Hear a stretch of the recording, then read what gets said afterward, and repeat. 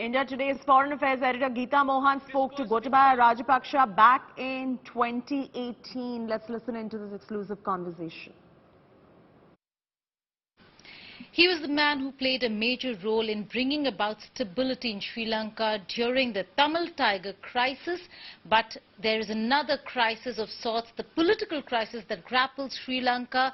Let's see what he has to say about that. I'm being joined by former Defence Secretary and brother of the current Prime Minister Mahinda Rajapaksa, being joined by Gotabaya Rajapaksa. Many thanks for joining us, sir.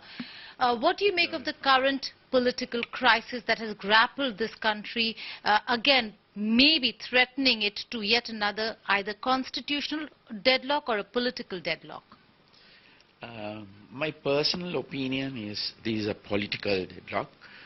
So the only way I think and I feel right is to go back to the people and get the people's verdict.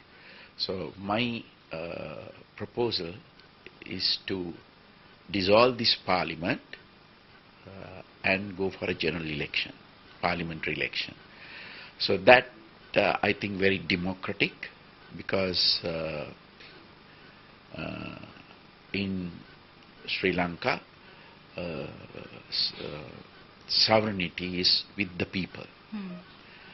So let the people decide. Do you think so? What about the 19th Amendment? 19th Amendment was to ensure that this power of removal of the president is curtailed. Now, in that, there might be a Sinhala version on dissolution of the parliament, but nowhere does it say that the president has the power to remove. Not on the Sinhala version. It's even in the English version, it is very clear. See, because according to the 19th Amendment, when they brought in the 19th Amendment, there was this popular thing that the cabinet must be small, you know.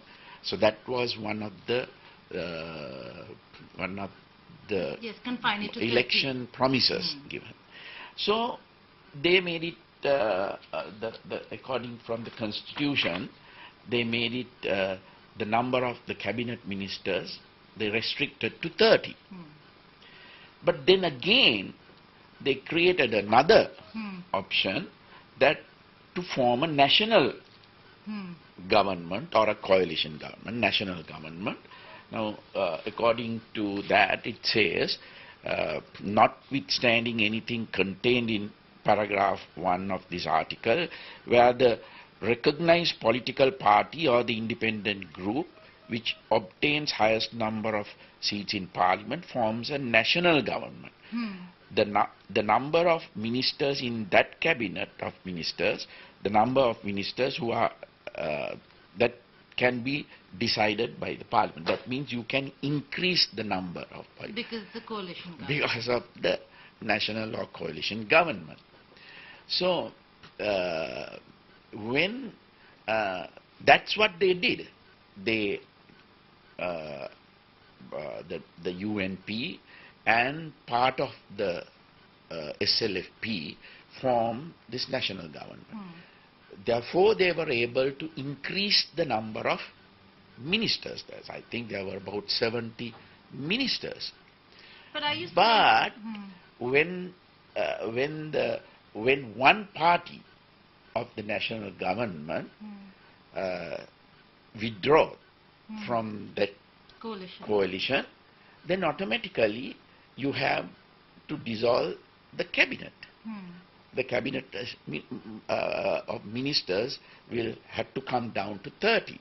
So there is no way that they can continue that automatically. It's not actually president removed the prime minister. It's from the constitution. Automatically he has to vacate that post because there is no cabinet. But the pulling out can would also have meant a readjustment and realignment of the party. If the president wants it. No, the fact that the president removed the prime minister in a manner in which he did, do you think the better option would have been just go to the people again? That's what I'm suggesting. Go to the people, have election.